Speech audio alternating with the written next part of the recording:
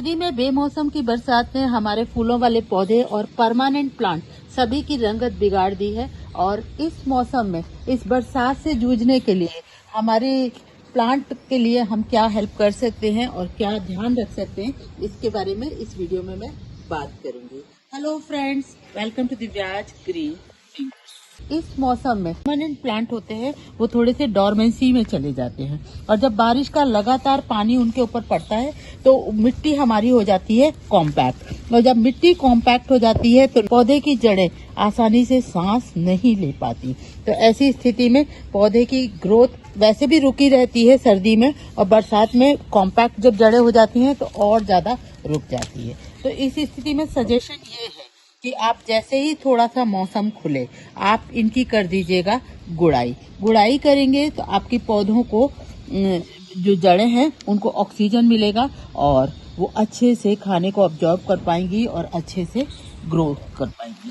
तो गुड़ाई करना जरूरी है। अभी जब 1-2 दिन बाद मौसम खुल जाए तो आप गुड़ाई इनकी अवश्य कर दीजिएगा।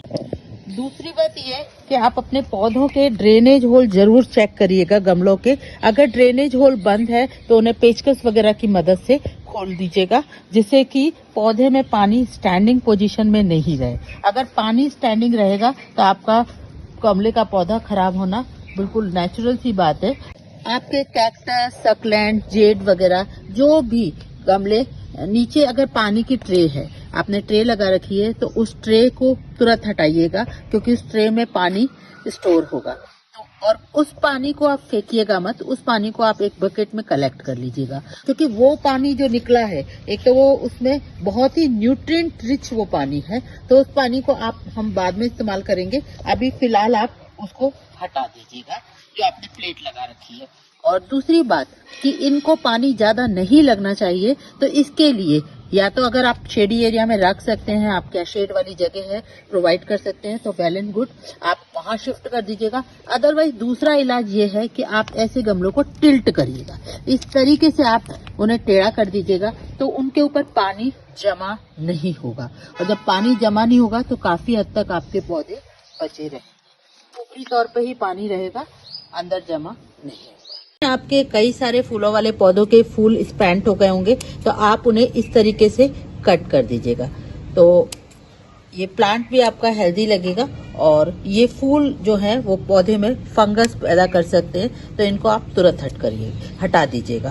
और फूलों के साथ तो हम ऐसा कर सकते हैं, लेकिन पत्तियां भी खराब हो जाती हैं, तो पत्तियों के साथ हम क्या करें? पत्तियां इतनी सारी होती हैं, पत्तियां तो हम नहीं हटा सकते हैं। तो ऐसी स्थिति में आप साफ फंजीसाइड पाउडर आता है, साफ फंजीसाइड पाउडर लीजिएगा। 1 लीटर में 1 चम्मच फंजीसाइड पाउडर और सारे पौधों में आप छिड़काव कीजिएगा, क्योंकि इस समय पाउडरी मिलीड्यू और बहुत सारे इंसेक्ट्स का अटैक होता है। सर्दी में पौधे हाइबरनेशन में जाते हैं, पौधे डॉर्मेंसी में जाते हैं। कीड़े मकोड़े हैं वो हाइबरनेशन में नहीं जाते हैं, बल्कि वो ज्यादा एक्टिव हो जाते हैं। तो इस मौसम में ये इम्पोर्टेंट है कि आप फंजीसाइड का जो स्प्रे है वो टाइम टू टाइम करते रहें, तो आपके पौधे फंगस से और दूसरे भी पेस्ट अटैक से बचे रहेंगे। नीम ऑयल का स्प्रे भी 8 दिन के अंतराल पे इस मौसम में पर्टिकुलरली करना बहुत जरूरी है, क्योंकि इस मौसम में पेड़ पौधों में जल्दी फंगस लगती है, पेस्ट अटैक होता है, तो ये आप जरूर करिएगा।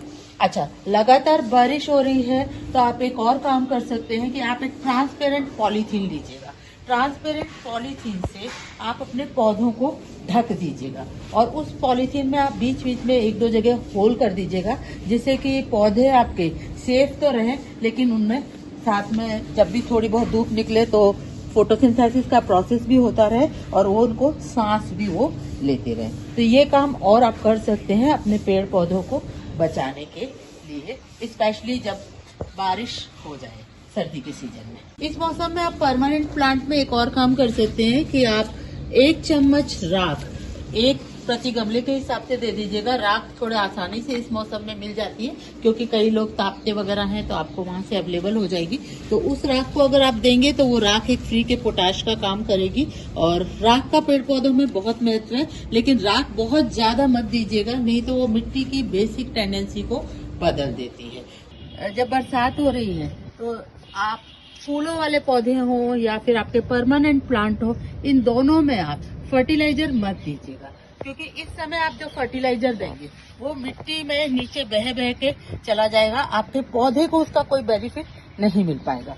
तो फर्टिलाइजर आप तब दें जब बारिश का मौसम थोड़ा सा खत्म हो जाए, क्योंकि ऐसी बारिशें 2-4 दिन 8 दिन ही चलती है, बहुत ज्यादा लंबे समय तक नहीं चलती। देखिए कितनी सुंदर सेवंती की फ्लावरिंग हो रही है, डॉग फ्लावर्स खिले हुए हैं। तो मैं तो यही करती हूँ कि मैं इस समय कोई फर्टिलाइजर अपने पौधों को नहीं देती। देखिए बारिश के चलते मिट्टी कितनी गीली है और बहुत कॉम्पैक्ट मिट्टी को तो सही करने के लिए 1-2 दिन में जब बारिश खुलेगी तब मैं इनकी गुड़ाई कर दूंगी, तो इसे एरिएशन मिलेगा।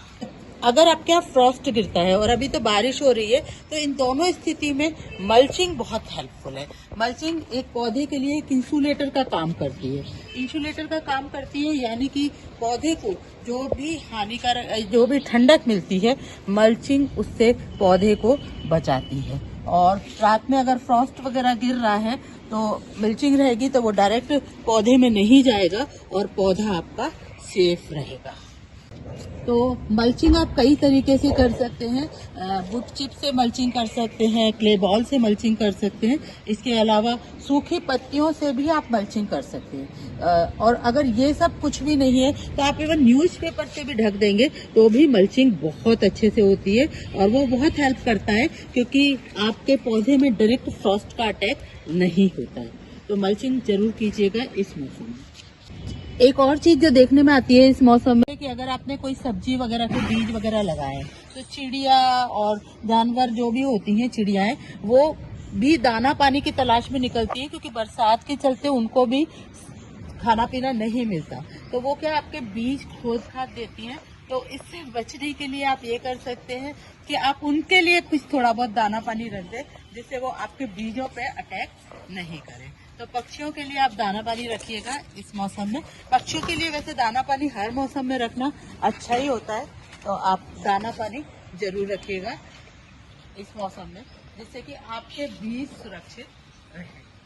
तो फ्रेंड्स, बेमौसम की इस बरसात से अपने पेड़ पौधों को, परमानेंट प्लांट को और सीजनल फ्लावरिंग प्लांट को बचाने का मेरा ये तरीका है। और अगर आपको ये तरीके पसंद आए हैं तो इस वीडियो को लाइक कीजिएगा, कमेंट कीजिएगा और मेरे चैनल को सब्सक्राइब कर लीजिएगा। And a big thank you for watching this video till the end. Happy gardening.